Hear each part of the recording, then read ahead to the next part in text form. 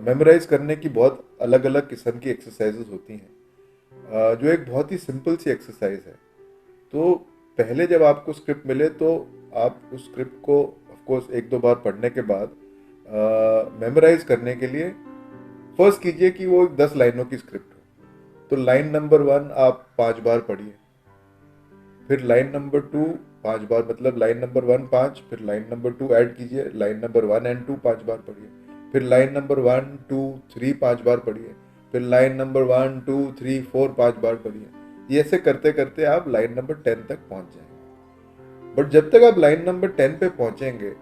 आप लाइन 1 2 और 3 इतनी बार बोल चुके होंगे कि ऑटोमेटिकली उस रेपिटेशन के वजह से आपके दिमाग में वो लाइनें दर्ज हो चुकी हैं। अब जब वो दर्ज हो जाएंगी तो फिर वो हिलने नहीं वाली हैं, फिर वो ऑटोमेटिकली आपके दिमाग में, क्योंकि वो दर्ज हो चुकी हैं, तो our mind has already accepted that material and that material will now get embedded in our mind.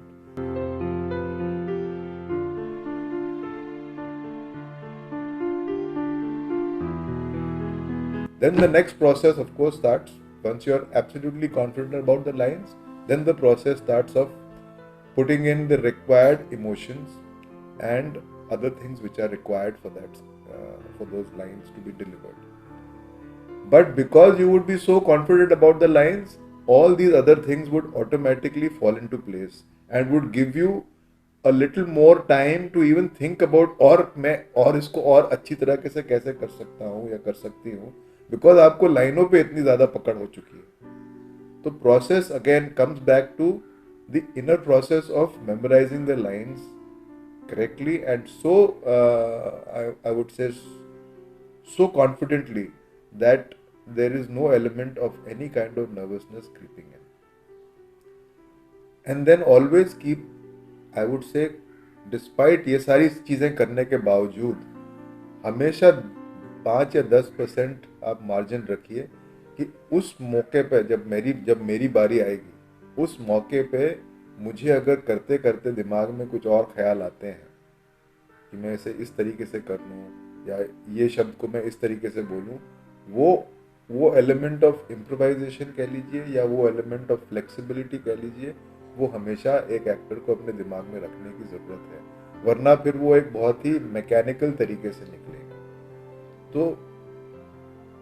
Despite all of the preparation, keep yourself open to a last minute variation or a last minute change which might happen and which should not disturb you. In fact, it should give you an element of additional factor of adding to your spontaneity in the performance. हम सब sports देखते हैं, sport अलग अलग किस्म के sports देखते हैं, चाहे वो टेनिस हो या क्रिकेट हो। अगर हम क्रिकेट की बात करें तो एक बॉलर को पता है कि ये फलाना बैट्समैन आ रहा है मेरे सामने, ये बैट्समैन इस तरीके का बैट्समैन है, इसको मैंने पहले 2-3 बार आउट कर चुका हूं मैं, अब इस बार मैं उसको कैसे आउट करूं। तो वो अपने दिमाग में कुछ ना कुछ सोच के चलता है कि अच्छा शायद मैं इस तरीके की फील्ड सेट करूं तो मैं ऐसे आउट कर सकूंगा, या यहाँ पे एक फील्डर को ऐड कर देता हूँ, या मैं एक बाउंसर डाल देता हूँ, ये सारी दिमाग में आएंगी। बट इवेंचुअली बॉल भागते भागते उसके दिमाग में कुछ और आता है, वो लास्ट मिनट पे एक अलग तरीके की बॉल उसके अंदर से डाल देता है और वो सामने वाले बैट्समैन को भी सरप्राइज कर देता है, जिसकी वजह से उसको शायद विकेट मिल जाए। तो एक एक्टर का भी वैसे ही है कि आप प्रिपेयर होके ऑडिशन में गए,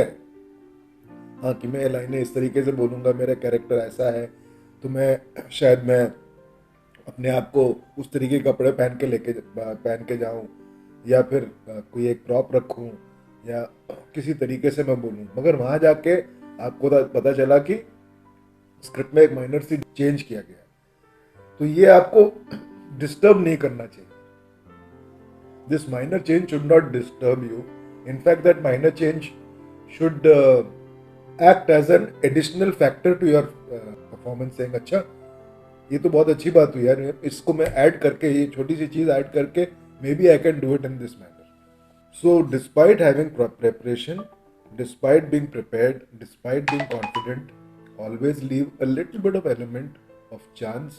and improvisation at the end. अब इम्प्रोवाइजेशन का मतलब ये नहीं कि आप स्क्रिप्ट के शब्दों को बदल दें। जब मैं इम्प्रोवाइजेशन की बात कर रहा हूँ, तो मैं ये कहना चाह रहा हूँ कि आप उन शब्दों को बोलने के तरीके पे बदलाव ला सकते हैं, एक अलग वेरिएशन ला सकते हैं, जिससे आपके स्पॉन्टेनिटी में उसी चीज़ को ऐसा लगे, देखने वाले को ऐसा लगे कि आप उसी वक्त पे आप वो चीज़ कर रहे हैं। दैट इज़ द वही एक एक्टर की खूबी होनी चाहिए कि वो भले ही प्रिपेयर्ड स्क्रिप्ट को वो परफॉर्म कर रहा हो, मगर वो प्रिपेयर्ड नहीं लगनी चाहिए। वो ऐसी लगनी चाहिए या ऐसी दिखनी चाहिए कि ये शख्स जो बोल रहा है या बोल रही है, वो उसी वक्त पे उसके दिमाग में ये बात आई और उसी वक्त को रिस्पॉन्स टू स्टिमुलाई जिसे कहते हैं, या उसी वक्त पे उसको रिएक्ट करते हुए उसने ये चीज़ बोली या की।